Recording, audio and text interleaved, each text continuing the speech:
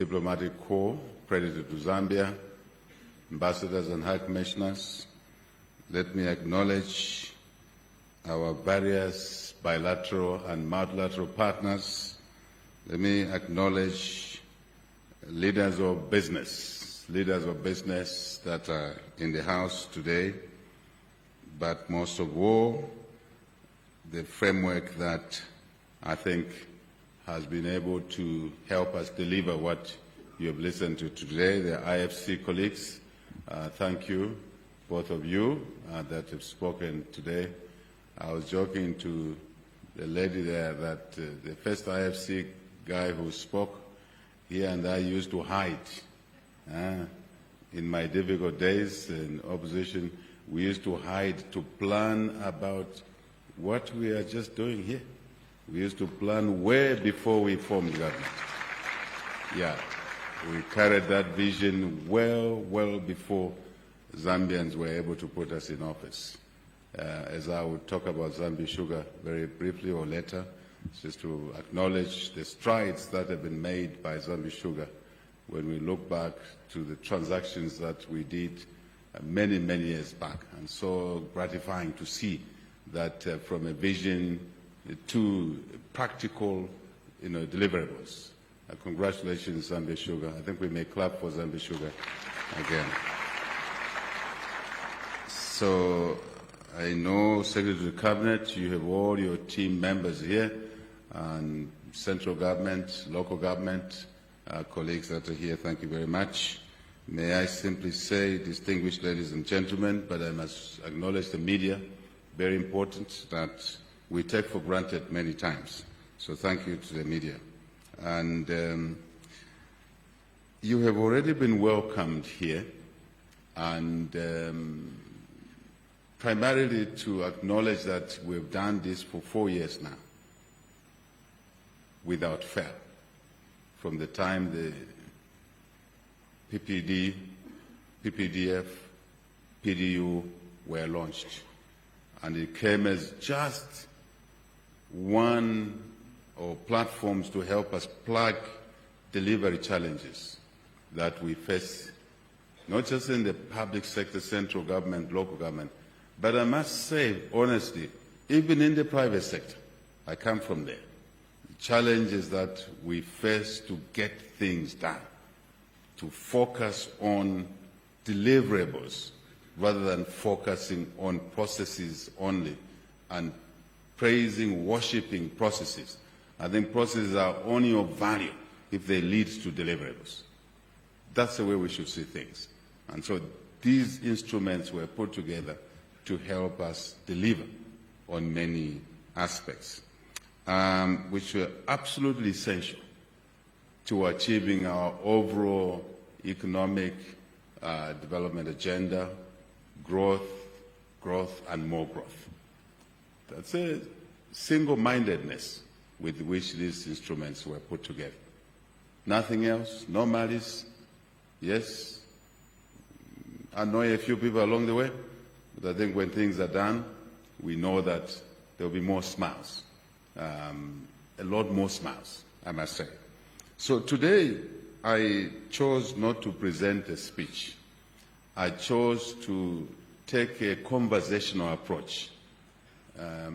I think that's important. That's figuring it out in my mind, that I want to take a more conversational approach in my contributions today to already the very rich, I think, stuff that we have.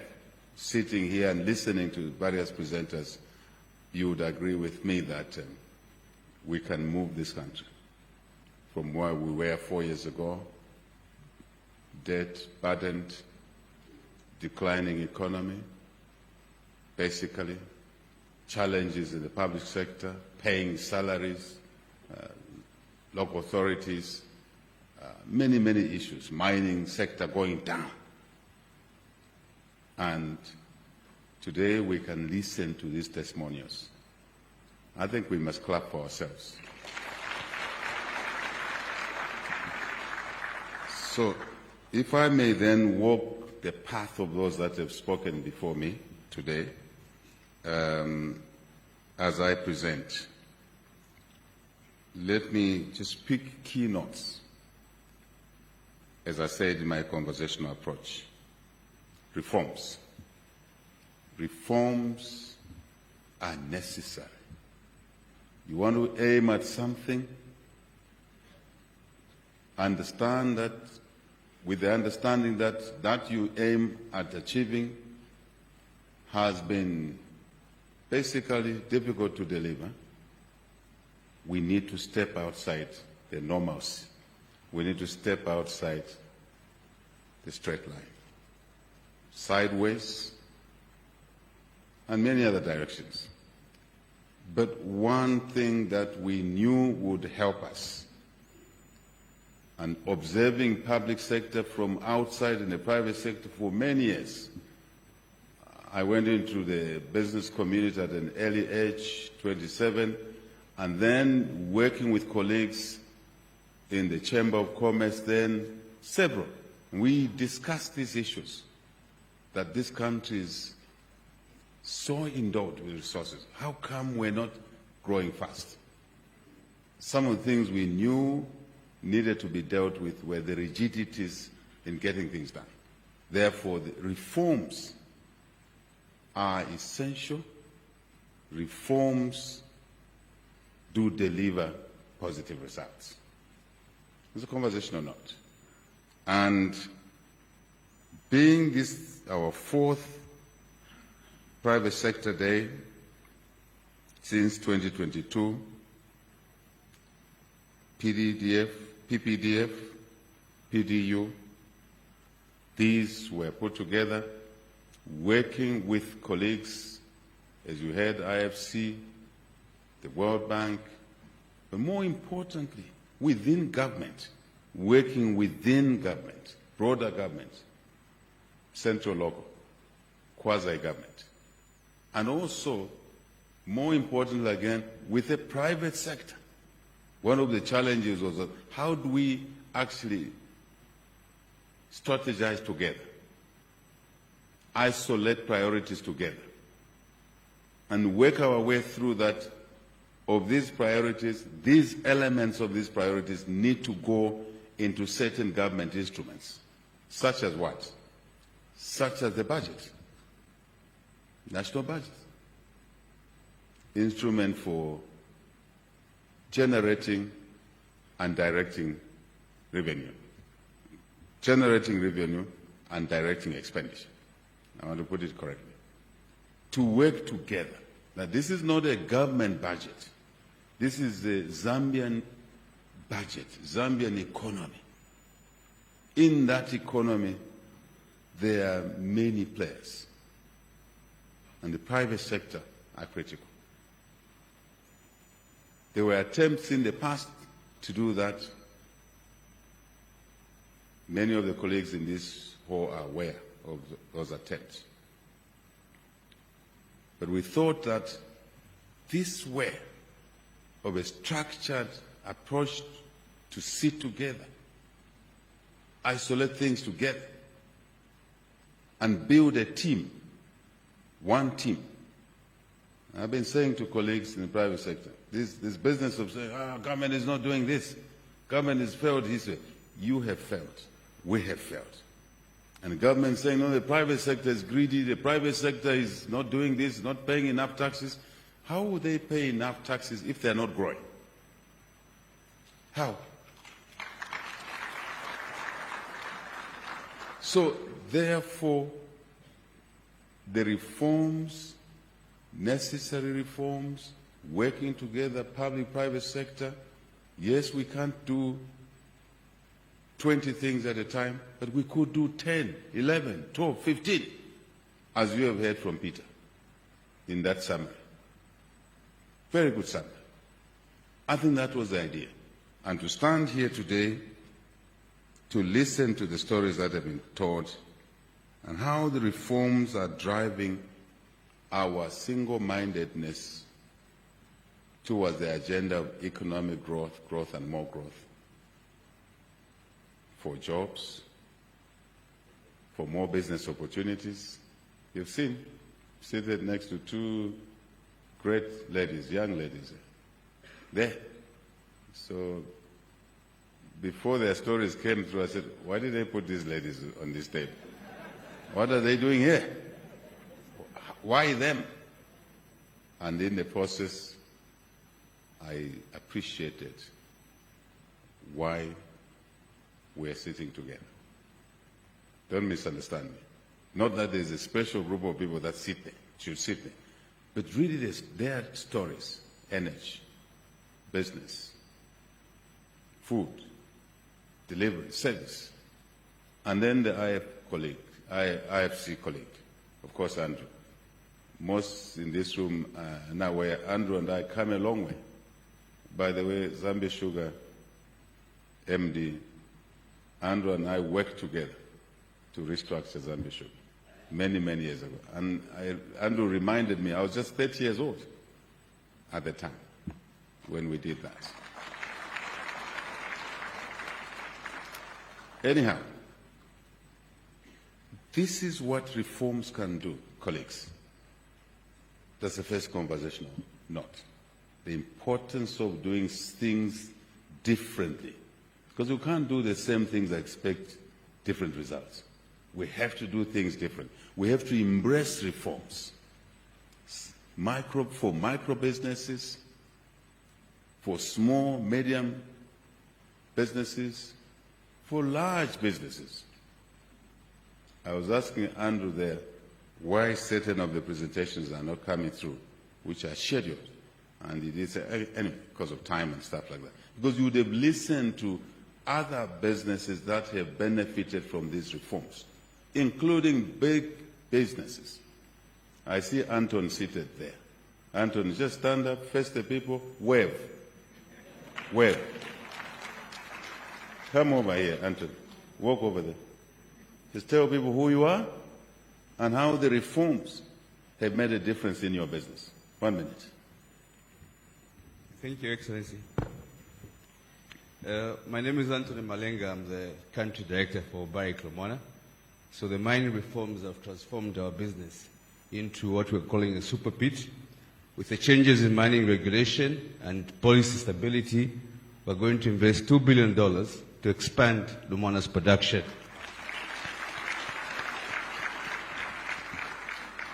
Thank you, Excellency. And creating jobs, roughly? How many Yes. additional jobs? Currently, we employ 3,000 people. We're going to double that employment number, and also 5,000 contractors. That will get to 10,000 contractors. Thank you. Thank you. Thank you, Anton. May we clap for Anton? Is your partner here from First Quantum? Is your friend here? Come. Where are you? Hey, Dr. Bean. They call him Dr. Bean. He's Dr. Bene, but these white guys call him Dr. Bean. Andrew, that's the approach I wanted to take. A conversation, interaction. Yes. Yeah, come through. Say your name. How have the reforms brought value to your company? The president calls me Dr. Bean. I'm Dr. Bene, Godwin Bene. I'm country manager for First Quantum. If the reforms had not happened, we would not have invested in the expansion of Kansanshi S3, meaning Your Excellency would have been preparing to close down that mine now.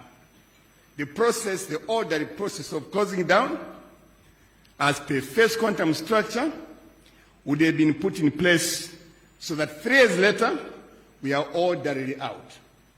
Neither will Zambia be priding itself in being the largest producer of nickel in Africa, among other things. So that's this too. Your Excellency, I think enough. Thank you very much. Thank you. Yeah. But Dr. Bene, just hang on. These reforms that then made you to extend the life of Kansanshi by well over 20 years.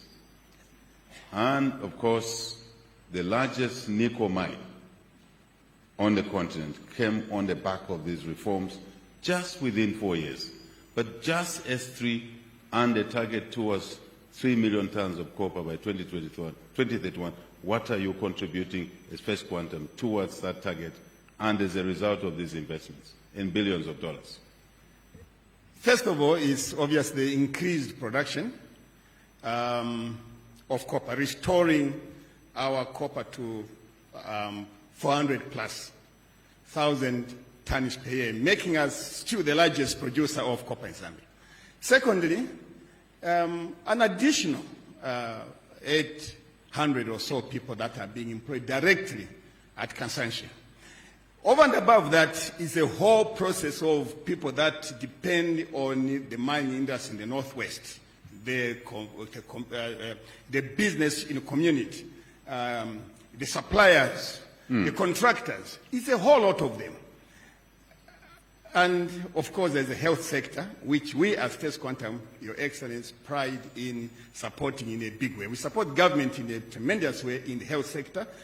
And we do it because we are still here. If we hadn't invested, I think the government would have been taking a bigger burden of carrying the health sector and the other social affairs in Solwezi and in Kalumbila. Thank you very much. You may take your seat. So I just wanted to show you from the two ladies sitting, I'm sitting with, they're not sitting with me, I'm sitting with them. There's a difference between the two. So, and these two gentlemen who we worked through to reconstruct their investments and get them to move from the exit door they were heading to staying in the country, to reinvesting these billions to jobs, to suppliers, business opportunities, many of them. In the construction of S3, there were hundreds of Zambian suppliers, including cabling, electrical cabling, sourcing the cables from Zamefa, am I right, Dr. Bene? Right? And then different types of cables.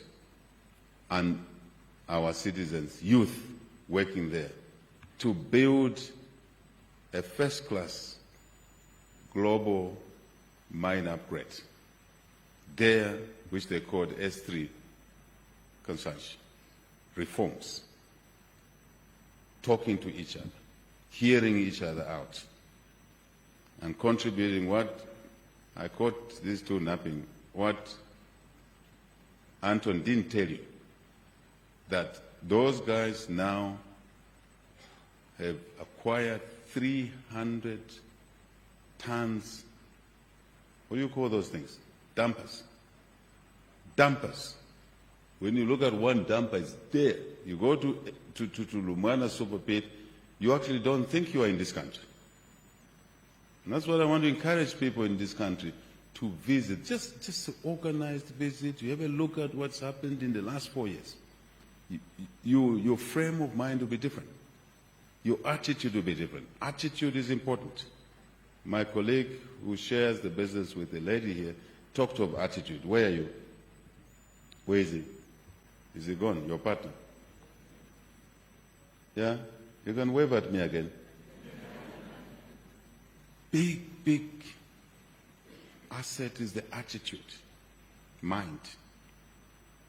But more importantly, Anton, he couldn't tell everything I wanted him to say. Those super dumpers are driven by women, young women, who some went through the skills training program under CDF, enhanced CDF. Those ladies who didn't go to university to get meal allowances and bursaries, but went to technical schools, some of which facilities are under the Lumwana mine, straight from the Lumwana area, my beloved Manyama, right? Train them, get them to drive those super dumpers. And they're proudly driving those. One of them invited me to climb up there. I think we must clap for these reforms.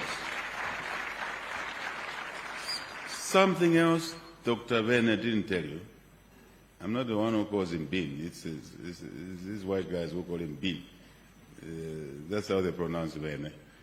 So to transit Kansanshi towards contributing to 500,000 tons of copper, to contribute to our 3 million tons target.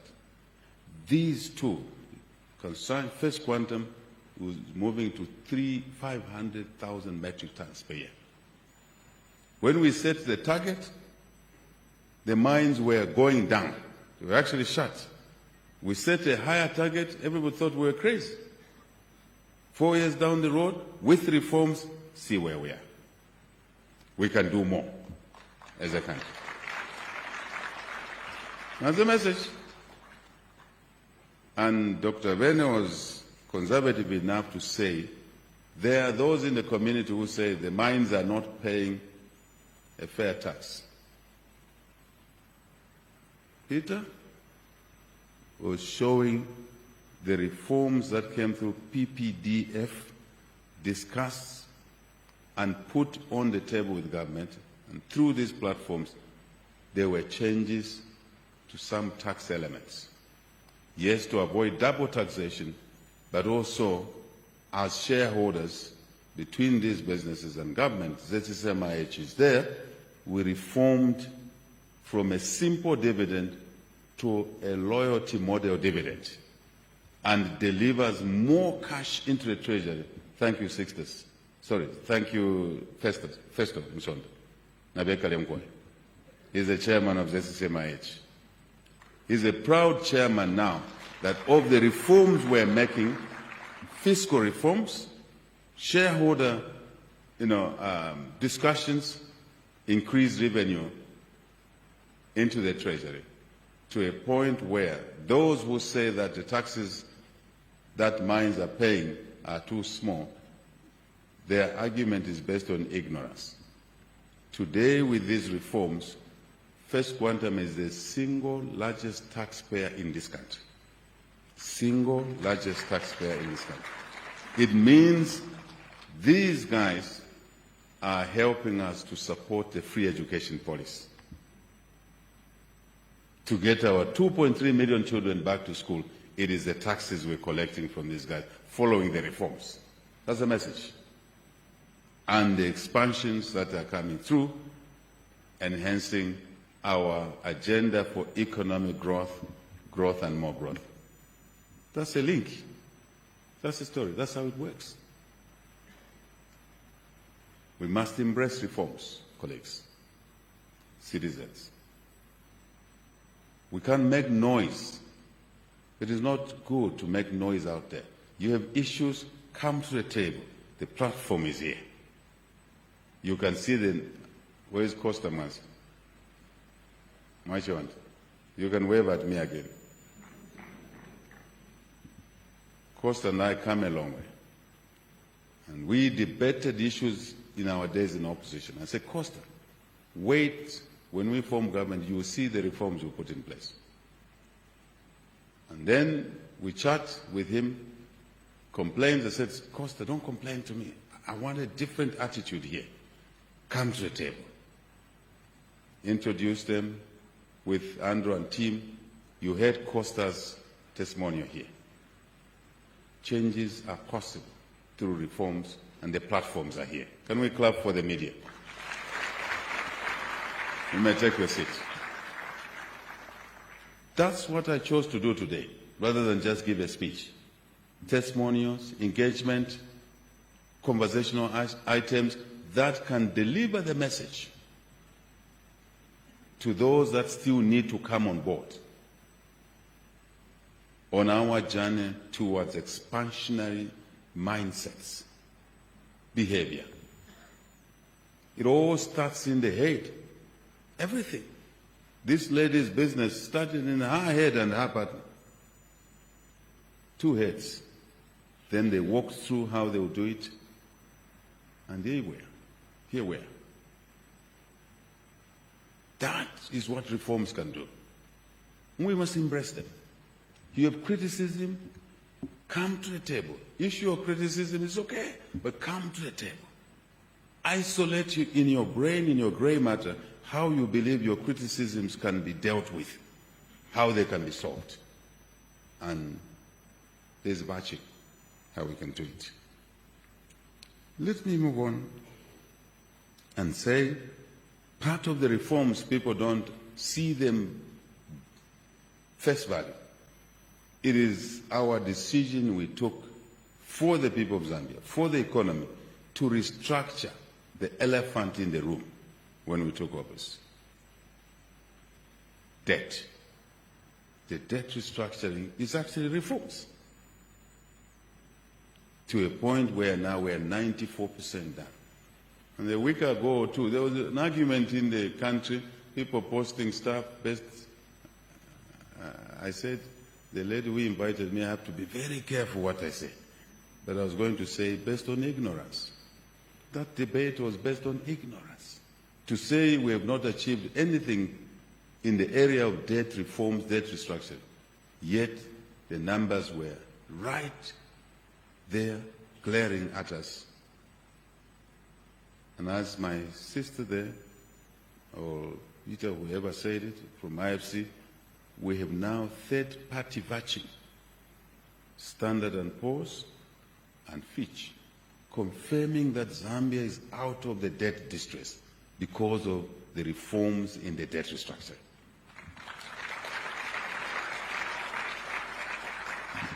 Instead of arguing in that way, let's take advantage of the headroom that has now been created to bring more investments. Simple. Very simple. So I encourage citizens, business people, all sizes, when you're challenged about something, come to the table.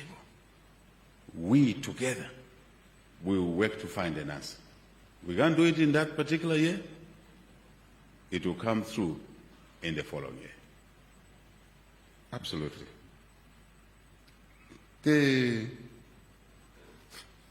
See what we've done on the reserves. We now have reserves in the country at grown to levels never experienced before since we became independent. $5.2 billion. $5.2 billion. You can call us greedy in this area. This is not enough. We want to build more reserves. This is not a platform for me to talk about the technical meaning and what value it brings, but it does help stabilize our currency. If for 5 months to 6 months we did not export and did not earn any dollars, we will still be able to meet our normal import requirements for the society and the economy to run. That's what it means. What did we inherit? Just about 1 month of import cover. Now we are 5 months plus, racing to 6. We can get to 1 year of import cover easily if we drive these reforms. We continue to do the things that we're doing. That's the issue. That's the conversation here. But here we are. Social spending, contrary to what many thought, has gone up for the vulnerable. Because every community, every family, every community, every economy has vulnerable people. And in my days in opposition, my competitors were saying, we can't vote for this capitalist, this stooge of capitalism. And I kept on saying, I'm not a stooge of any, it's not racist, any white man or any capitalist. I'm not a stooge of none. I'm a stooge of the people of Zambia. If you want to call me a stooge, I'm a stooge of the people of Zambia. Color is not the issue, but it's the black people. Since you guys want to see a polarization of white and black, it shouldn't be like that. It should be working together for the greater good of all in our one economy, one family. So we knew that there are people who need support. But these people who need support, who are vulnerable, could not receive our support if the economy did not grow. If we didn't invest, bring more investment, small and large, we couldn't help this. That's a connection. And I used to say, colleagues, we can't share poverty. I know we Africans claim to be good-hearted. But what's the value of a good heart when you are incapable of helping those who are worse off? Because you are not growing, you're not investing, you're not trading. So what good is your heart for? To whose benefit?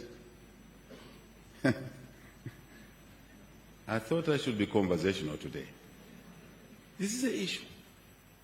So we are the stooges of people who elect us into office to work for them. How do we work for them? It is to create opportunities for them, to send their children to school. And when people cry, free education can't work, it can't work. What is the problem? Little classroom space. We build more classroom space. By growing the economy, more investment, and more treasury income, then we prioritize allocation of resources instead of consumption expenditure. I think one of the colleagues here spoke about through the video, or is my friend over there, to drive our habits away from consumption expenditure to investment expenditure, to consuming less even when you are capable.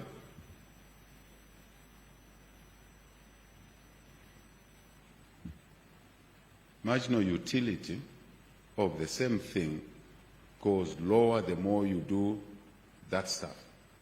If you drink beer, those of you guys who drink, how many bottles do you drink in a drinking session? And the more you drink, the more drunk and the more you start misbehaving. It's true. The marginal utility becomes actually negative and brings negative behavior if you take more of that stuff. Moderation is what I'm talking about. As a nation, we must be a nation of moderation on the consumption side and excessive on the investment side. That's what will drive growth. Simple. So the attitude change we're asking for is along those areas. And you see the benefits. This is a great country. I'm very unhappy that this economy is the size it is now. We can triple it, treble, quad it, this economy. I was saying to the ladies I'm seated with, because Andrew knows my story, I tell it to anybody over and over. Why we are setting targets is to create a motivation to move towards that figure. And we're saying, when we get to 1 million tons of copper at today's prices, that is close to $11 billion of turnover. We get to 3 million tons, is well over $33 billion. See what that will do to our GDP. See what that will do to the lady I'm sitting next to. She's in energy. It means the demand for energy would triple. So we have to work hard. From a deficit in energy driven by loss of generating capacity because of the hydro mono energy, the generating capacity went down. Then the growth and our targets comes in, the gap grows. So we have to work harder. By setting one target in the mining sector, it should drive us to set other targets such as energy. Our target now is to move electricity generation to 10,000 megawatts, 10 gigawatts. Automatically, one target leads us to another. Otherwise, we will not be able to achieve the copper production targets. That's a conversation I wanted to have with this private sector platform sitting in the public sector today. So we have to redouble our efforts in electricity. And what a good business. I keep on saying to Zambians, if you can't identify good businesses driven by effective demand, not just demand, effective demand, meaning the differential. We who try and look clever in economics and finance is that demand is demand. There's potential demand, there's effective demand. Effective demand means it can pay for what it wants. Potential demand is a wish. Someone wants vodka, but they can't afford vodka. But effective demand is that one wants vodka and he can pay for the vodka. That's the difference. We have effective demand for electricity because the market can pay. We need to accelerate investments in the energy sector. This platform, this PPDF, PDU, this family conversation, seated nicely like this, should work day and night, coordinate us with capable grey matter. Let's use that grey matter and our network, working with colleagues. If Zambi Sugar can, after I visited that MD there, he was proudly telling me how much power they generate. I said, no, you can do more. You can do more. Now they're targeting 100 megawatts. Your consumption of power is how much? About 40. So when you scale up to 100, it means two things. First, you win yourself from the grid demanding for power. And that power can be available for her so that her fridges are always running. And someone else. First issue. Second issue is that you will put on the grid 60 megawatts. You see that? So we say, let's not wait for someone to do it. Those of us with the capacity, let us do. Let us add. I was asking the lady here, when she was running through her story, there was one plant, a solar plant. So I said to her, how many kilowatts is that? I think you told me how many? 100? 100 kilowatts. Every bit matters. If you can't afford a megawatt, you can afford 100 kilowatts. My dear brother there, Guy Robinson, we farmers tend to think in a flat way. We're great people, but sometimes we think in a flat way. You don't have to complain about load shedding because Guy, Kushia Farm, your neighbors, you can come together and do 2 megawatts, 3 megawatts, and you don't have to worry about your center pivots. There will be power there. You will also be throwing the difference onto the grid through our reforms again in the energy sector. Net metering, open access, independent power producers, independent traders, power blending, tariff blending, not power blending, tariff blending. These are the reforms this government has brought in place. Without the energy reforms, after the drought, we would have shut this economy down. But I hear complaints in the communities, why you have these independent producers, these greedy business people, these selfish people? You forget that that light you switch on to cook in your house comes from them. And if there were no reforms to bring them in before, it was only ZESCO. And later on CEC, Myanmar Fortune, which I also put together and structured CEC.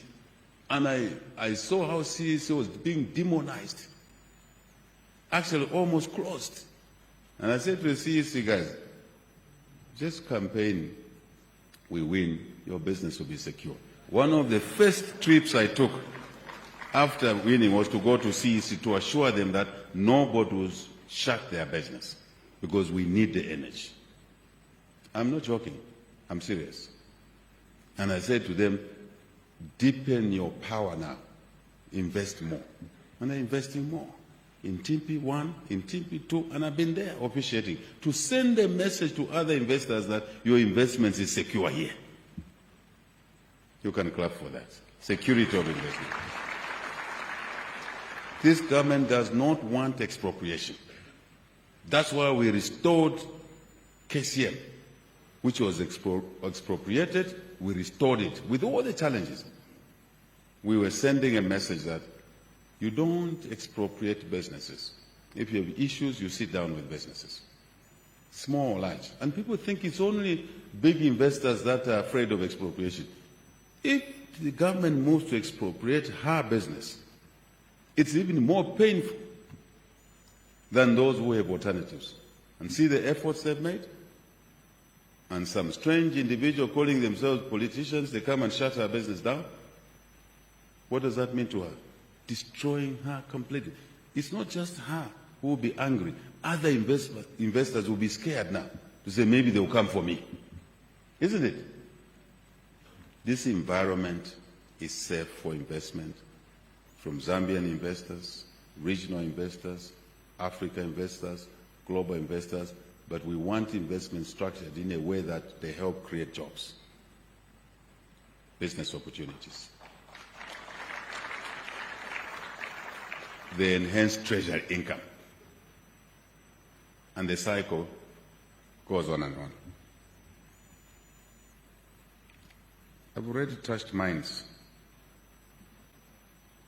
Changes that have been made in the tax side, on the tax side, stable regime. Before we came into office, that period, mine taxes changed 18 times. Dingani, 18 times. As the Commissioner General of ZRA, you can stand up and wave at the people. Stand up and wave at the people. ZRA is not as harmful as you want to define them. They are able to sit to resolve tax arrears, time to pay arrangements. I've said to Dingani, don't shut businesses down. Don't take businesses to court. Don't shut businesses down. He's there. Don't take them to court. Bring them to the table and discuss the issues, why they're not paying tax, the challenges they have. Because if you shut them down, even that amount you are owed is gone. You never recover it. But if you sit them down, you negotiate, you understand where they're coming from, you make them understand where you're coming from, their responsibilities, you save the business, then agree time to pay with them, ask them to pay a deposit on arrears, tax arrears, and how they'll pay the residual amount. Also do a deal where the current taxes they must pay. And everybody will be happy. Everybody will be happy. Jobs will be saved, but also the businesses will learn that you need to meet your obligations, especially when they are fair obligations. So, colleagues, this is a great day. If you listen to the testimonials, as I was listening, I know you were listening, the geophysical mapping. This government made a decision. Namakao, is she here? Kaingo. Ah, thank you. Wave at the people, wave at the people. She is an old friend of mine, and she used to complain over and over. She's been in this business for 40 years, that one. Consistent. You may take your seat. And she used to complain and complain. I said, relax. We'll deal with those issues. You have heard her testimonies. I mean, when we were in opposition, and I said, wait, don't shut down. She wanted to shut down. That's her mind. Because it was not viable to continue what she was doing. Now she can tell the story through PPD, through that stream. Work is happening, solutions are being found, and we heard what you said. By the way, all of you who have asks, I was seated there. Yes, this has happened. We want more things to happen. Please submit those asks to the PPDU so that they will now be scheduled as part of the work program to help find solutions to the outstanding issues that are bothering your businesses. I hope you have heard. Even those who have not spoken, you have issues, submit the issues, then they will be structured. Again, we say that we can't have a country working in chipante-pante all over the shore. Let's be structured. Let's be methodical. This is the value of this platform. In an organized way, we can solve problems.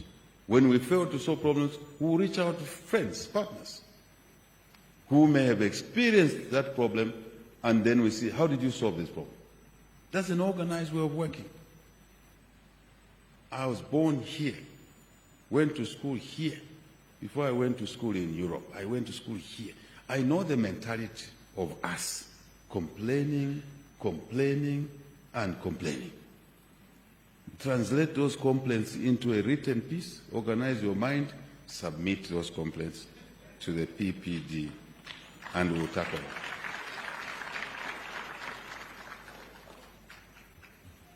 I love my country as you love it. Since we love our country, we can change it for the better, for more people to benefit, even those who are not yet born.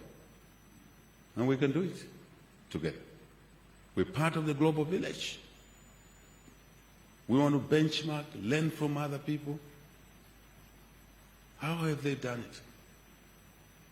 The other day I was joking, the Japanese ambassador came to say bye to me, and I said to him, I love the Japanese culture. They say little but do a lot. They don't grandstand, they don't shout, but they do a lot. And we can learn. This morning I was telling the World Bank colleague, I said I love, you may stand up and wave at the people. Just wave at them. He's German. You may take your seat. I say I love the culture of Bavaria in Germany. It's a very successful part of Germany. I said, we just need to steal some of that mentality, attitude, and bring it here. And mix things. And we can move a lot of things. We learn from each other. Admiration should not lead to jealousy. Admiration should lead to willingness to learn. Right? That's the difference. I can go on and mention names, nationalities. I don't want to make this a geopolitical issue. But that's my appeal to us business people in this country. We should be willing to learn different ways of doing things, and we'll probably make our businesses more successful than what they are today.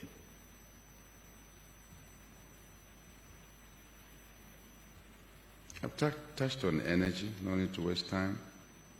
Manufacturing, good testimonials. Good testimonials. This manufacturing sector, the fertilizer story tells it all, from importer to net exporter, within 4 years. Simple. Reforms. Pharmaceuticals, you heard the story. We've laid the foundation stone on a partnership, at the M phase there, on a partnership between ourselves and ACAMS, which will produce pharmaceuticals, related products, 700 products, right here in the Lusaka South M phase. Together with what our colleagues are doing here, Yashi and my young friend, where is the ZAM chairman, the new ZAM chairman? Where are you? You may stand up, greet the people. He's a new ZAM chairman, Zambia Association of Manufacturers. May we clap for him a bit more? Thank you. Thank you. Long chats with him, encouraged him to move on, and that will be supportive. And he can tell you that we are supportive as a government. That's our duty. That's our responsibility. But more importantly, they touched on it. I want to reinforce that point. This government will drive hard positive discrimination in the procurement chain. When we have businesses that produce here, process here, and then we are buying goods, they will be sitting top of the list that we have to buy from them before we buy from anyone else. So take note of that. We must formalize this. We shouldn't, Secretary of Cabinet, we must formalize this Today, HH is here. Tomorrow, there will be someone else who will take a different turn. We must formalize and, where possible, legislate positive discrimination in the procurement, that we buy from our own businesses. I don't mean the business where we're shareholding only. I'm talking of Zambian business, because these are our businesses, irrespective of who owns it. So we put money back in the economy. We create more jobs. That's why we are happy. Even the attitude of locating here, our desire, locate here, process, produce here, raw materials, process here, then export from here. One of the colleagues talked about 20 million, 22 million people, then 300, actually 400 million, close to SADC population, and beyond SADC. This is the place to locate. I'm also happy that citizens are listening to what we're saying. Very enthused to hear that today. I said to Kangwa, Abena Kangwa, Ushabena Zambia Vale Kutika. If you today land, Vale Kutika. So it's nice to hear that people are listening. This is not a disadvantage to be located the way Zambia is located. It's a great advantage. Land linked. 1 hour, 40 minutes to Johannesburg. 2.5 hours to Nairobi. 1 hour, 50 minutes to Dodoma in Tanzania. 40 minutes to Harare, Lilongwe. This is an excellent location. Let's locate investments here, produce raw materials here, process here, supply the domestic market and also the regional market and Africa, as we position ourselves for the Africa Free Trade Area. I don't want us to be observers. I want us to be key players in the broader market. Yet we're in a deficit in electricity. I'm sorry about that. But there's an opportunity. I touched on it already. The plan of the African leaders, some of us who are newer in the presidency, are injecting a new spirit on the AU to say, why we come here, we only talk politics, politics, politics. Let's have more discussions around business, economy, investment, trade, right? Now we are saying we need a single electricity market on the African continent. That's why you are hearing the message on interconnectors, Zambia, Tanzania interconnector. Once we invest in that, World Bank colleagues, we must move fast. I'm unhappy that we're slow.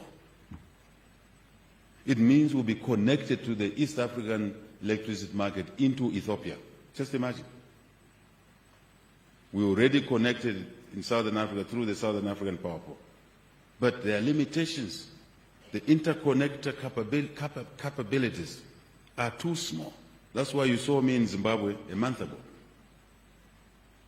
To allow for us to, as we have a shortage here of electricity, to bring in more power.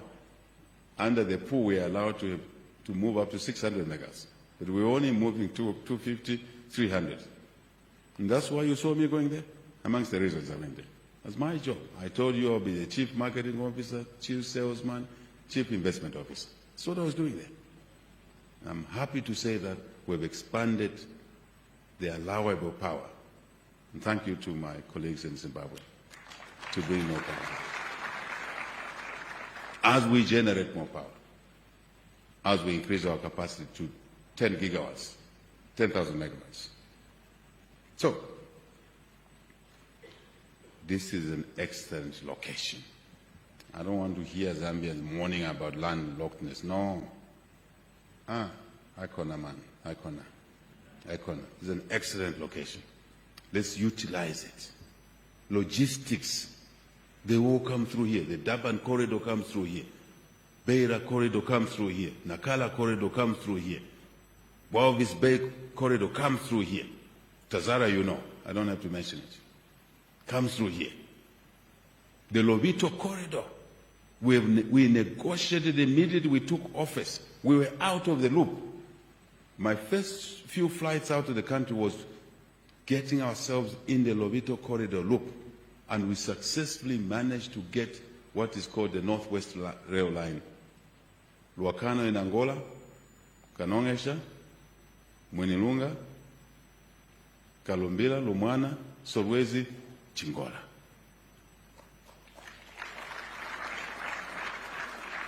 Not just the rail, but the road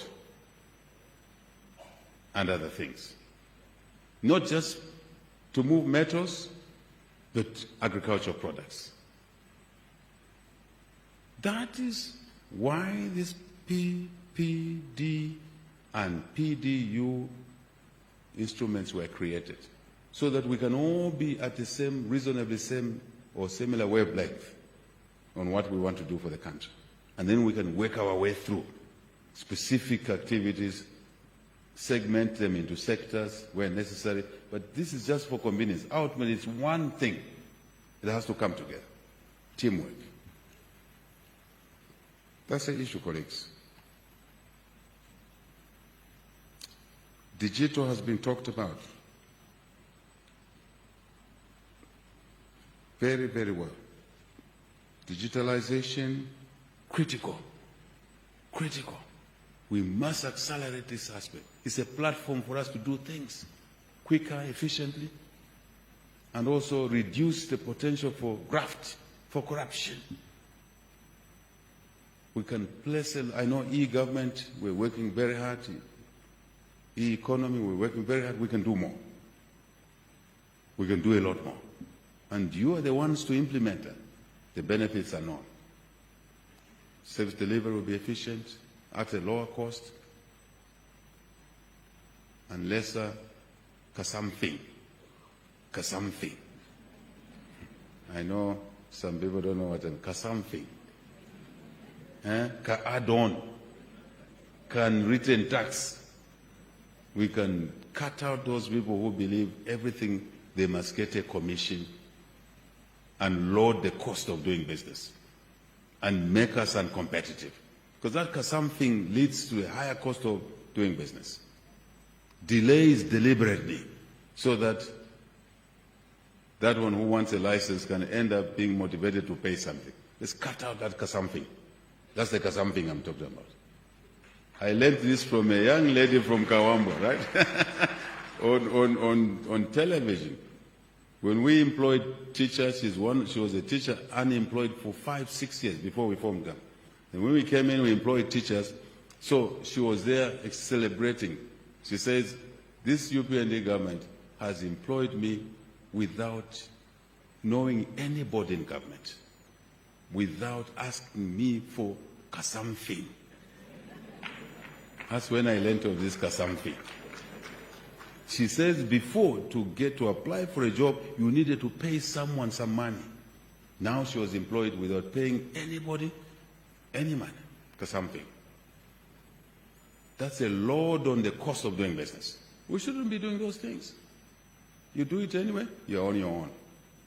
At that point, it's a departure point. And don't complain. You're on your own. But, seriously. But the digital platforms will help us to protect those people who have a perpetual habit of wanting some graft from anything, even to perform your normal duty. So, digital growth is great. Broadband, 52%, moving to 72%. 11 million citizens or residents of Zambia are on mobile money. Can you believe that? 11 million people have transited to mobile money, the users of mobile money, digital platforms. Are you surprised that this sector, ITC sector, is growing? 11 million. Digital payments have increased by over 200%. Even if you charge small margins there, you make small margins, you still make a lot of money because the volumes are bigger, isn't it? Infrastructure has been commented on. Thank you very much for your recognition. Tourism, my dear friends. Just to give you context, once we introduce a few things on it, which I knew, Andrew knew that I've been talking about what we've done in the last 4 years. I have been talking about it 30 years back to say, can we make these changes, tourism will grow? Nobody would listen.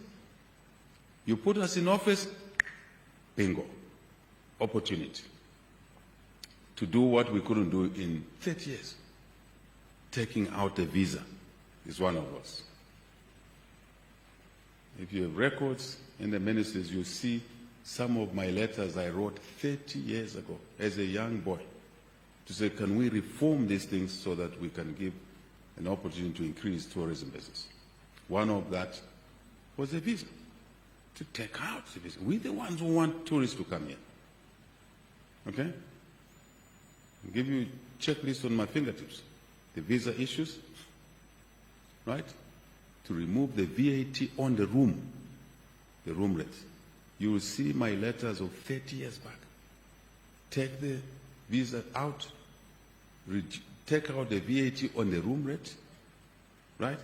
Deal with the yellow fever perception, because it's important to tourists. They won't come if they think that there's yellow fever there, and they may die after they visit from here. But we're not yellow fever, but that status was tagged on us. PS tourism. It was tagged on us. What is difficult in that? Let's lower the JA1, sure. Amongst a few things, you will find those letters. Now, we've just done a few things and see the impact. 2021, we had 536,000 arrivals, tourists. Where we are now, we are going to close the year close to 2.5 million tourists. Almost there, isn't it? 1.9, in October, we believe that November, December, we will gap up to close to 2.5 million tourist arrivals. See what you can do with minimal changes. We can do more. That's the message. That's the message. Over $150 million of new hospitality investments. Here where we are, we need a mega hotel inside these premises. Here. Big business opportunity. And the space is already allocated. I think, where are we? I think it's this side. You know, PS. Where are we supposed to put up a hotel? This direction. Behind this side. Near the old wing. Let's move. Let's move, my friend. Let's move fast. Let's attract investment so that we have a mega hotel here. People can work late here and then walk over to their room. They don't have to be exposed outside. But it is happening. Agriculture. Before I go there, auxiliary infrastructure, we've set to upgrade our provincial airports in all the 10 provinces. Kasama is done. Basic things, 3-kilometer runway, landing lights, terminal building upgrade, the technical issues about flying, landing, and taking off. That's all. We couldn't do these things for 50 plus years. You couldn't use Kasama Airport after 18 hours, after 17:30. You had to rush from your meeting in Kasama to go to the airport. You don't have to do that now. You can fly in and out of Kasama 24/7. Taking our money where it's needed the most. The same limited envelope. Now we're working on Mansa. That corner of our country needs that. Investors don't have time to be on the road for so long. Tourists, fellow citizens here, business people. So we're doing that in all the 10 provinces within our restricted envelope. When we grow the economy faster, we can do more. and then it will feed into more business, more revenue, and more jobs. Mansa was such a short runway. And now you see the yellow machines there. I was very happy. I was going into there by helicopter, and I said to the pilot, do a round here. The yellow machines are opening up to increase the runway, and everything is happening. Mansa will be something else.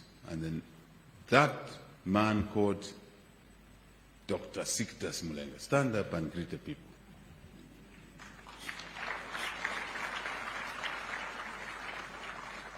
Is one of the few Zambians with a large-scale mine. And I said to this government, we have to support Sictus, my good friend. He wanted to move some of his material, although we are focusing on local processing, but he needed to move some of the material to raise his capital. I said, give the permission to him. I hope you got your permission. Wonderful. Done. Testimonial. We support fellow citizens. Let's not demonize them. Let's not call them names. We should emulate them. And we want 20, 100 more Zambians to run proper mines, not illegal mines. Legal mine, safe mining, right? Formal trade, security. We're not against anybody here. We just want the country to remain stable and peaceful. We don't want to breed militias in these mining areas. That's what could happen. We should not go in that area. We should not go in that direction. We will regret. It will damage our investment climate. So, thank you, Sictus. He and I have taken a decision now, unilaterally, the two of us, that we want 2 big mines in Muchinga province. Hopefully one in Pika, another one in Isoka. Even today I was reminding him, Natubombe Mune, Natubombe. Monday, yes. Thank you. Give him your hands, give him your hands. Thank you, Sictus. Dr. Lamkwa. Jordan Soko. Turn around, greet the people.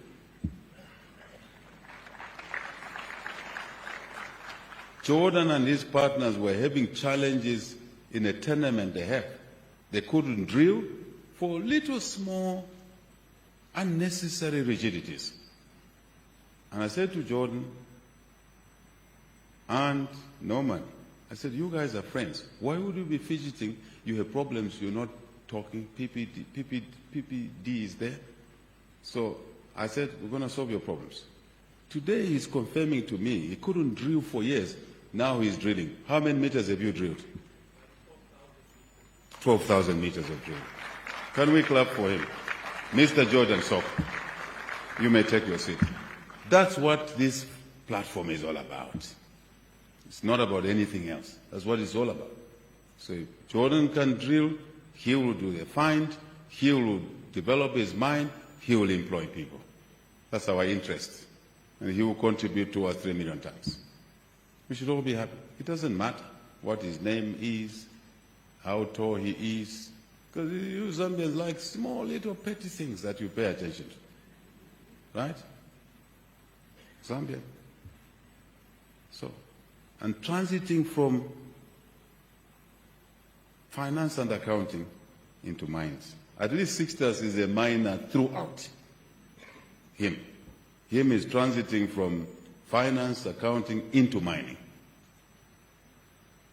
It's beautiful, isn't it? So bring your problem. If you have an issue, bring it. That's the issue. I think agriculture, Mr. Guy Robinson there would say, Guy, can you stand up and greet the people? True farmer, that one. Wave at the people. Amubaya abantu badala.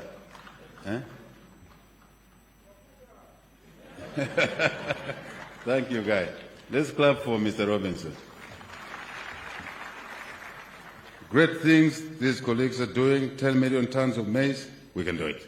But the market is now an issue. Produce more, we're challenged with the market. We only produce close to 4 million tons and we're struggling with the market. We need businesses here and outside to take up grain marketing and bring the money on the table. Government doesn't have to struggle to raise more money to pay farmers. It's an opportunity. There's demand in the region, Congo, Malawi, everybody. So I invite the business people now, invest in this opportunity in proper structured grain marketing. Don't come to the treasury asking for pittance to pay farmers. Buy the crop from the farmers at a fair price. Mill it. Let's send meal into Lubumbashi, not maize. Why? Because we retain the milling jobs here. Simple. Irrigation agriculture. The drought comes next time, we should be okay in 2 years' time. 500,000 hectares of land, average production of 8 tons per hectare, 4 million tons. Our consumption, 2.7 million tons, human and animal. Pretty easy, straightforward. And that's why the fiscal side on irrigation equipment has been lightened, the burden on the fiscal side. Take advantage, colleagues. We want to see small, micro, small, medium, large irrigation. My sister seated with me there, she was talking about the importance of energy for small irrigation. And more importantly, instead of 1 crop a year, at least we'll have 2 crops a year per hectare.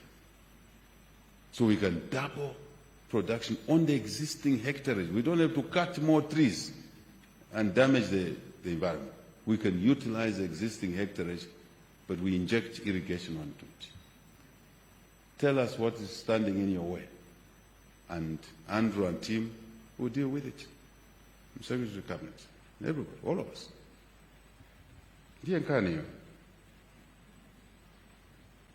Financial services, thank you very much, colleagues. What you're doing, coming to the table, green bond, thank you very much. Let's clap for the financial services.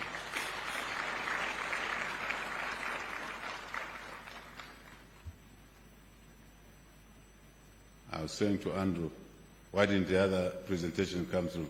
They may start thinking that Mukwandi is the favorite girl. So where is Stanbic, Hichilema, who's helped us? Can the banking colleagues stand up? All those in the financial services, where you are, stand up. Stand up, stand up, stand up. Chive Sakunda and Chive Sakunda, the ladies, where are they? The rest of them.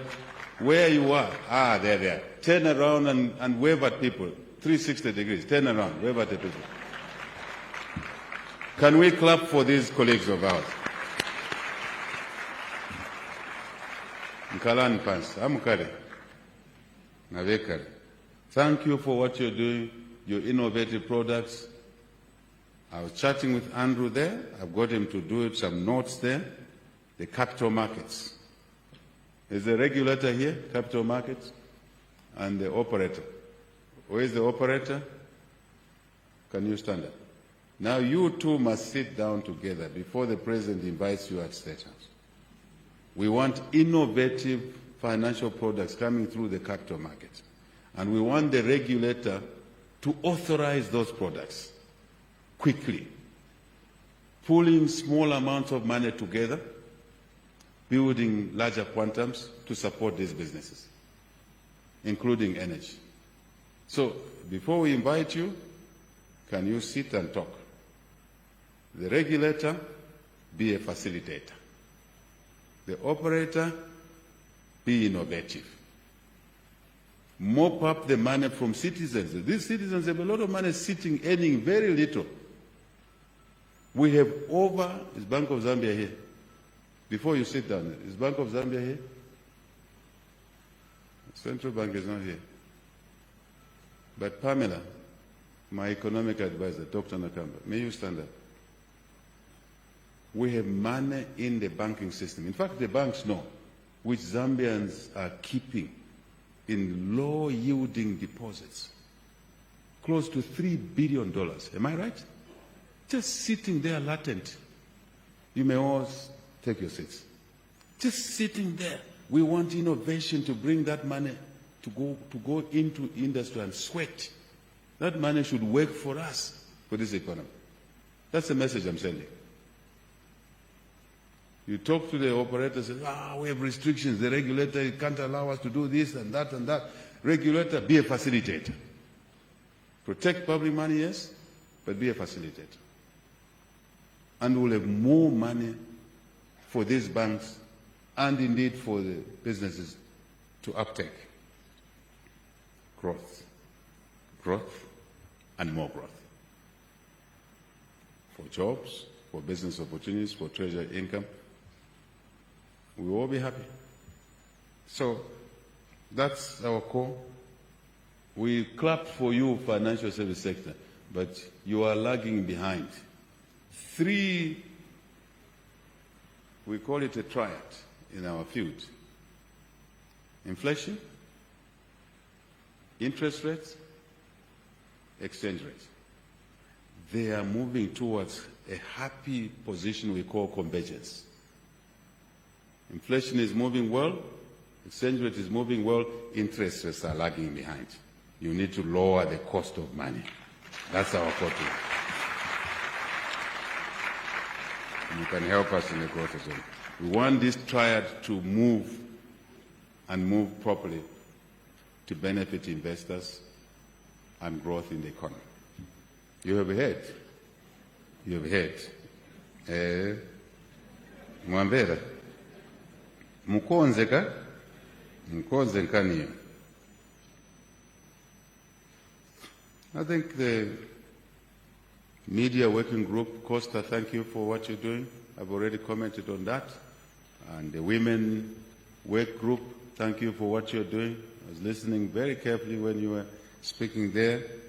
And other work streams, Andrew, we want more work streams.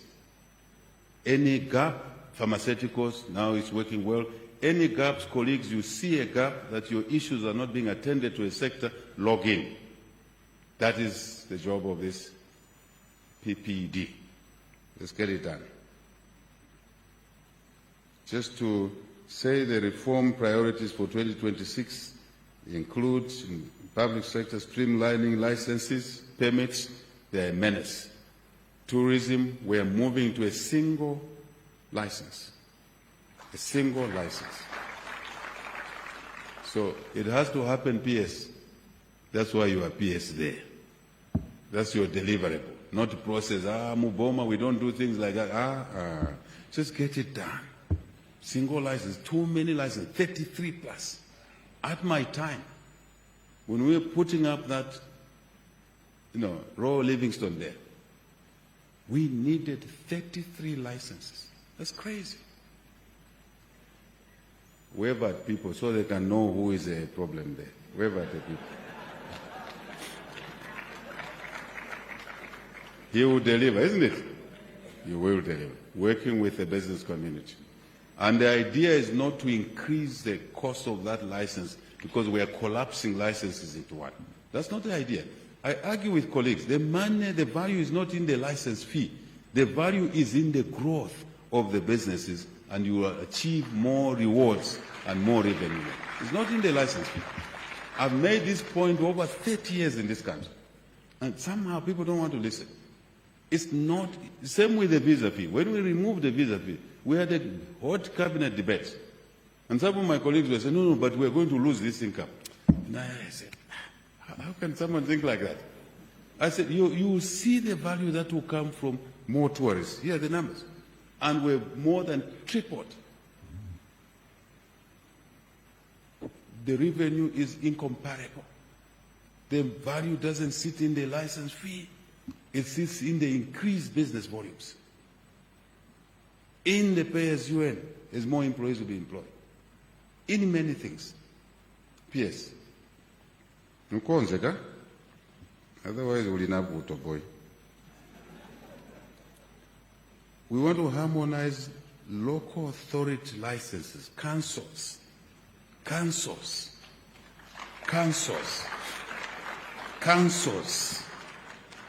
also into a single trading license in the local authorities. Are we together?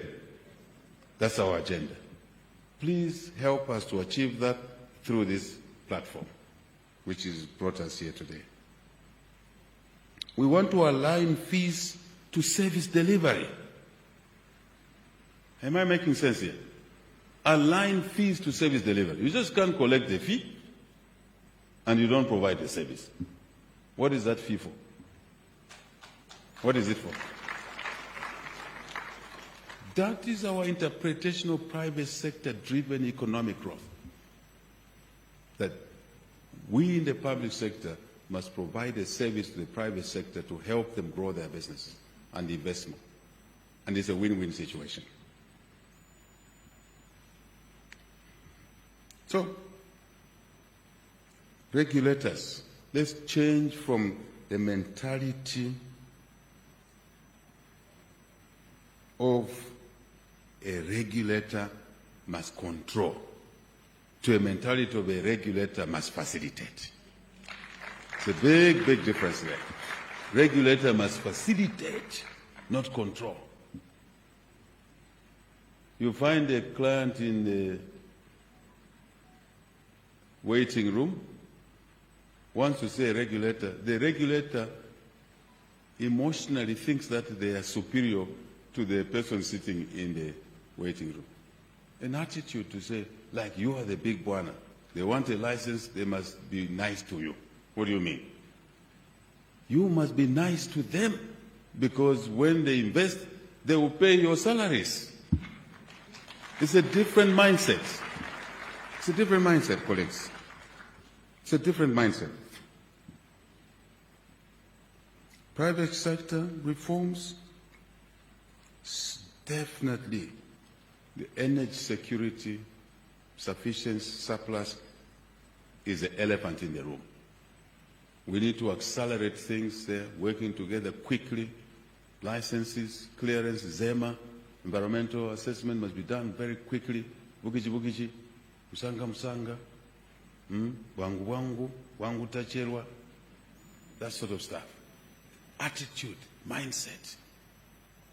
Because we are in a serious crisis.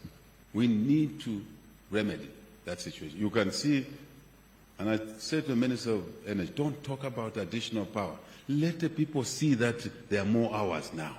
They will talk on their own. Let's not announce these things. Let the citizens and businesses, small businesses, saloon. I saw, madam, when you installed that 100 kilowatts, young girls now are having their hair done. I saw that. Beauty is not just for the town people. It's even for us rural people, isn't it? We're going to flush toilets, which is happening now because of power. Abstract water, borehole, tank. We can have saloons in the rural areas for young ladies. We're going to have barber shops. This is the elephant in the room. We invite more investments, colleagues, in this area. That's our call. And for those in the public sector is to facilitate. We've already said that. Climate change is not a joke. That's why we need a diversified energy portfolio, electricity portfolio. We must all be agreed there. Let's not talk other things that kill our economy. We'll talk about those things when we are sufficient, we have energy sufficiency and surplus. By the way, just Lubumbashi and Lualaba, I guess I'm right, Katanga and Lualaba province of Congo. Just these two provinces, immediately, they need close to 3,000 megawatts. We are better placed to supply that power from Zambia. For many reasons. I don't want to explain the reasons. Some of them you know already. Secure, stable here. We invest here. Then let's take that as demand that is available to enhance the commercial viability of our investments. If we don't supply them, someone else will supply them. And we'll lose that market. And then you want to grow your economy. You can't shrink your way to the top. You have to expand your way to the top. That's a very serious mindset. right? So I talked about digital solutions, all of that stuff, greater participation. Zambians, please. We want to see more Zambian businesses involved in public-private partnerships. Give a longer-term project, contract 25 years, annuity income. Don't be scared of these things. Because we don't want them to look like they are meant for foreigners only. Come into the public-private partnership space. Come. Venture. Right?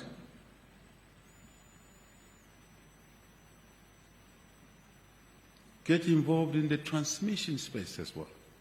We've opened up the sector. Generation, transmission, get involved.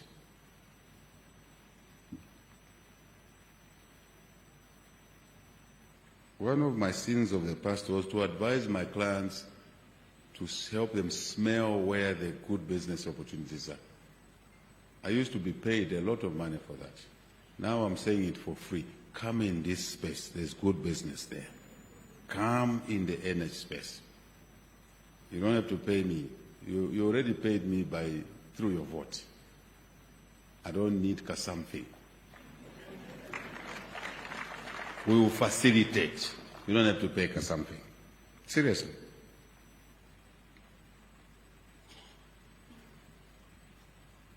Water infrastructure, come through. We've established what we're calling a delivery coalition to fast-track priority reforms with a private sector participation. Am I right, Secretary of Cabinet? Andrew, delivery coalition, meaning bringing different ministries, different departments to work as one team, so that investors don't have to trot from one ministry to another. But you raise your issue through one ministry, it will be on the table of the delivery coalition. And it should be dealt with. And you should demand results. You as a business people, you must demand results. Our lines are open. If somebody is sitting on these things, make a call. As my colleagues in government knows now, I call meetings after my prayers on Sabbath afternoon, Saturday afternoon, Sunday afternoon. There is no working day. Every day is a working day. You can't say to people, this is not a working day. Which is the working day? Every day is a working day. Why? Because there's work to be done. Every hour is a working hour. Last night we were in State House up to 21 hours because we are solving a problem. It's an emergency. And if you saw Jito here, he's gone. I've asked him to leave. I said, Jito, leave this room, go. He's been coming to where I'm seated. We're checking. I'm clearing things. Go and write this letter. I'll sign it. I hope from here straight I'm signing a letter. I said, go. I want to sign the letters from here so that we can clear a transaction that will bring us close to $2 billion. There is no working hours or working day. Every hour is a working hour. Every day is a working day. Can we change the attitudes, my fellow citizens? Let's change our attitudes. We can do better. Here's the platform. Let's use it. PSs, don't sit on things and say, no, I've gone for a funeral. Today is Friday. Today is Friday, isn't it? I'm going for a funeral. We'll see you on Monday, on Tuesday. What do you mean? Jesus said, let the dead bury themselves. You know, he didn't mean that literally. He meant that do things, yet you can still bury. Isn't it? That's what Jesus meant. He's the Son of God. All the brains are reposed in him. Let the dead bury themselves. One day he walks through, on the Sabbath, cornfields. His disciples are hungry, they're plucking corn, and they're eating. So the Pharisees say, this man is a Jew. His disciples are working on the Sabbath, sacred day. They say, we have caught him today. So they go to him and say, your disciples are harvesting on the Sabbath. You've committed a crime. So he looks at them. He knew what they were trying to do. He says, right, your only animal, you only own one animal, drowns in the well, drops in the well, and if you don't take it out, it will die. What will you do? You let it die, or you take it out of the well because it's on the Sabbath. He says, no, we'll take it out. He says, go. You have answered your own question. Go. The day was made for man, not man for the day. You can pick these principles and apply them in what I'm saying today. Truly, private sector must take ownership of the PPDF day and activities. Take ownership. This was created for the private sector. So you can take the lead, colleagues. So created for you.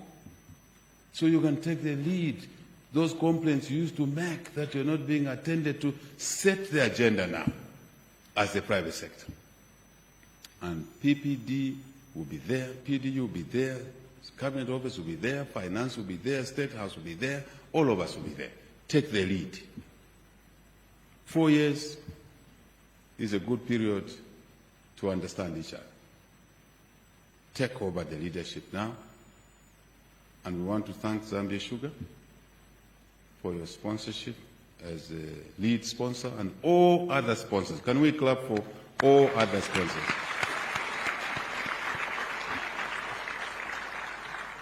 Can the sponsors stand up wherever you are, sponsors, Zambia Sugar? All the sponsors, stand up please, all the sponsors. Wave around, turn around and wave. Turn around and wave. Manja, manja, manja, manja, manja. Thank you very much. We really appreciate your sponsorship. We really appreciate your sponsorship.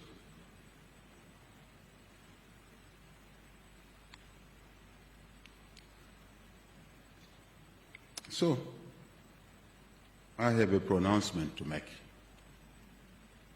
Going forward, this is the last time we meet this way. Going forward, private sector, you lead. But I have instructed the Secretary of the Cabinet that this day will now become a formalized day for the private sector every year. We have Youth Day, we have Women's Day, we have Independence Day, we have a day of prayer, we have a day of declaration of Zambia as a Christian nation, but we didn't have a day for the business. So this is your day, and it will be gazetted that this is a business day.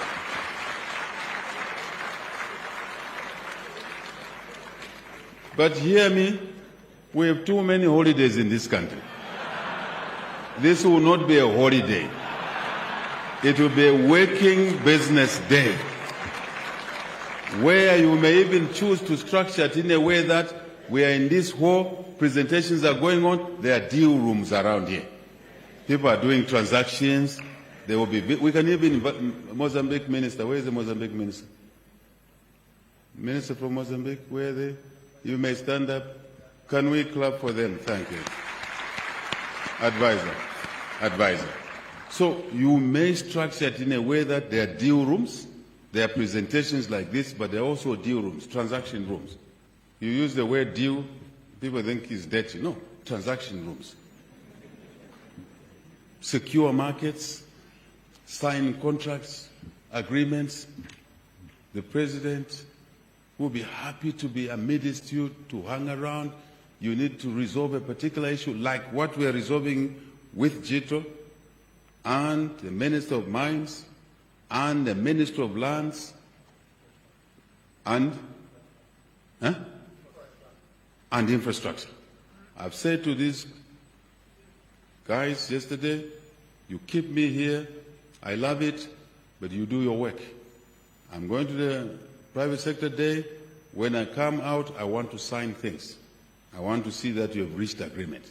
And Jito tells me that they have reached agreement. And we are going to get them to sign. So it will not be a holiday. It will be a working day. Private sector day, but gazetted. Difference, isn't it? From other holidays.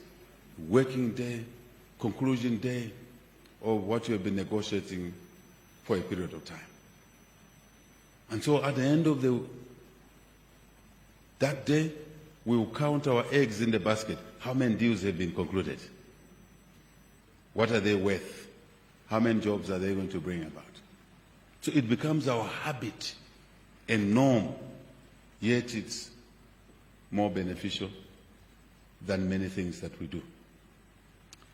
I thought I'd close by saying the things that you have raised today there that are challenging you, can we forward that checklist to the team, Andrew and Kuso's team, and then they'll be allocated in the right work streams. And next year, when you run this day, I want a session. I'm proposing. Don't call me draconian. I'm proposing a session, IFC colleagues and others, Andrew, that will now be saying, we raise these issues in the 2025 session. This is the progress we've made on those issues.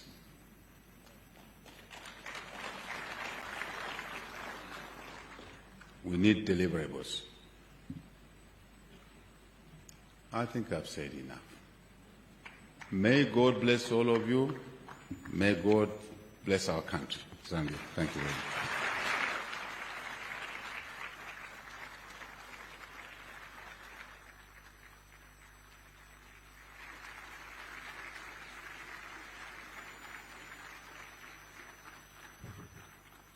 Thank you very much, Mr. President. Thank you. I now invite Mr. Mohammed Omar from Farmanova to come and give a vote of thanks. He's also the newly elected Zambia Association of Manufacturers President. Mohammed.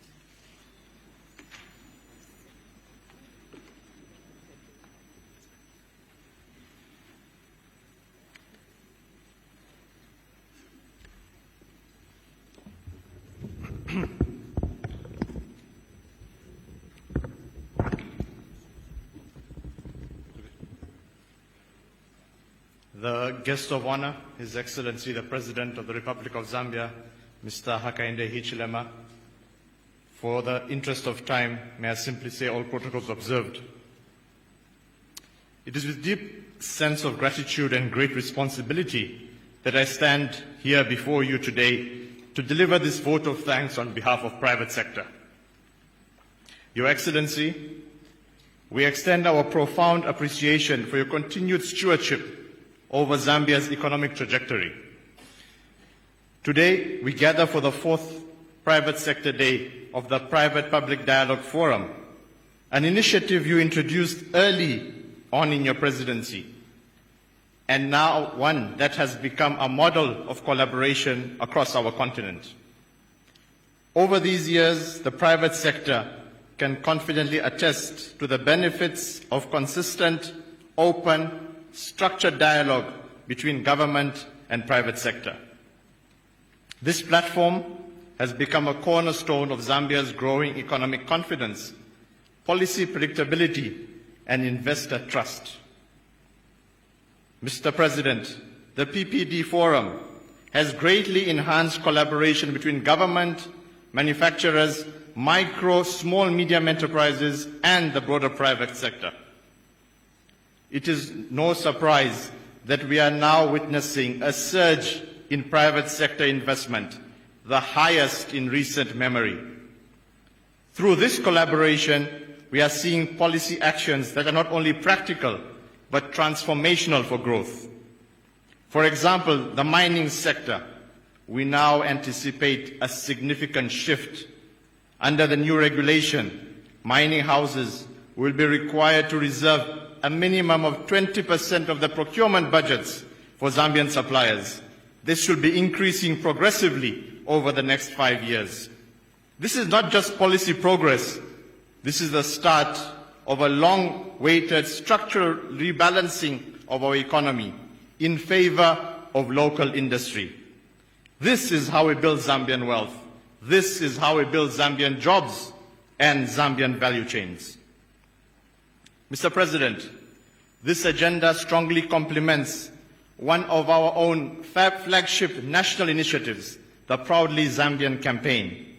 Through the Proudly Zambian campaign, in partnership with the Ministry of Commerce, Trade and Industry, we are championing local production, local procurement, and growth of local value chains. We are working with manufacturers, service providers, small and medium enterprises, and citizens to promote the consumption of Zambian-made goods and services. The alignment between government policy and national campaigns, such as the Proudly Zambian campaign, is creating powerful ecosystems that encourage all of us to choose local, build local, and grow local. Mr. President, from our perspective as manufacturers, we are responding strongly to the enabling environment your administration has created. In 2024, the manufacturing sector contributed 9.3% to GDP, the highest since 1990. Mr. President, I will repeat that. In 2024, the manufacturing sector contributed 9.3% to GDP, the highest since 1990. Over the last 4 years, under your leadership, we have made significant strides. The foundation for broad-based economic prosperity has been laid. Mr. President, you spoke about the reforms that we have achieved. You spoke about the debt restructuring. You spoke about where we were and where we are today. Before I conclude, Mr. President, allow me to use a small analogy from the aviation sector some of you might know of. In the aviation sector, or the pilots that might be in this room know that when a plane is ready for takeoff, there's a certain point where the pilot mentions that we are now in what we call V1. V1 is a point where there is no return, no turning back, no retreat, and the plane must take off and soar higher. Mr. President, distinguished ladies and gentlemen, Meraki is in V1. Ignite Energy is in V1. Women in mining are in V1. Yash is in V1. Mwamfushi Safaris are in V1. FQM is in V1. Mr. President, we as Zambia are in V1. The checklists have been completed. The path is cleared, and this economy, our economy, is ready for takeoff.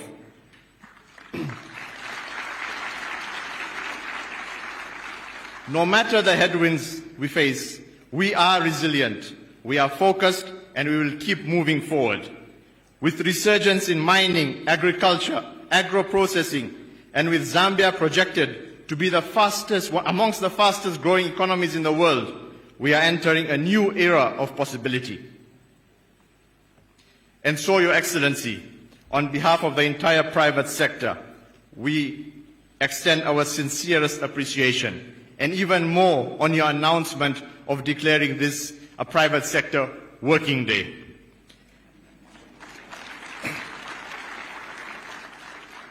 Allow me to also extend our gratitude to the PPDF Forum for their tireless collaboration and for creating this platform such as this one, platforms that give industry a voice, a space for solutions, and a chance to build together. To our friends in the media, thank you for amplifying the good work that is happening through these initiatives, for telling the Zambian story locally, regionally, and globally. To the private sector, the captains of industries, the leaders of business, thank you for your resilience, for your innovation, and your unwavering commitment to driving our economy forward. And to each and every one of you here today, your presence is a statement of intention. It is a reminder of what we can achieve as a country when we come together with purpose, vision, and determination. It is only through consistent collaboration, leveraging our strengths, and aligning our shared national priorities that we can transform our economy, double or triple our GDP, and deliver to the people of Zambia the prosperity and dignity they deserve. Mr. President, thank you very much. Dear distinguished guests, thank you for your attention. May God bless you all. May God bless Zambia. Thank you.